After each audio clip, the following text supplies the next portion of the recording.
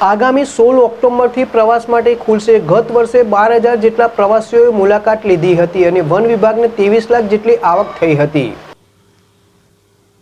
કચ્છનું નાનું રણ 4,953 ચોરસ કિલોમીટરના વિસ્તારમાં ફેલાયેલ છે।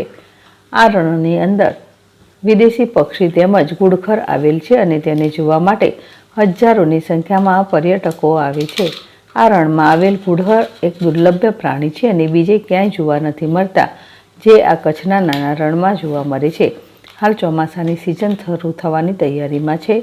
આ રણની અંદર ઠંડીની ઋતુમાં વિદેશમાંથી પક્ષીઓ મોટી સંખ્યામાં આવે છે અને તેને જોવા માટે પક્ષી પ્રેમી પણ મોટી સંખ્યામાં આવે છે।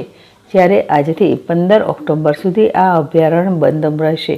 તેનું મુખ્ય કારણ ઘુડખર પાણીનો બ્રીડિંગ પીરિયડ હોય છે, માટે તેને ખલેલ ન પડે તે માટે આ અભયારણ્યને બંધ કરવામાં આવે છે। છેલ્લા વર્ષોમાં આ રણની અંદર મુલાકાત લેનાર પ્રવાસીઓની સંખ્યામાં ઉત્તરોત્તર વધારો થઈ રહ્યો છે। ગત વર્ષે આ જગ્યાની મુલાકાત લેનાર લોકોની 12,000થી વધુ પ્રવાસીઓએ મુલાકાત લીધી હતી, જેમાં વિદેશી પ્રવાસીઓનો સમાવેશ થાય છે।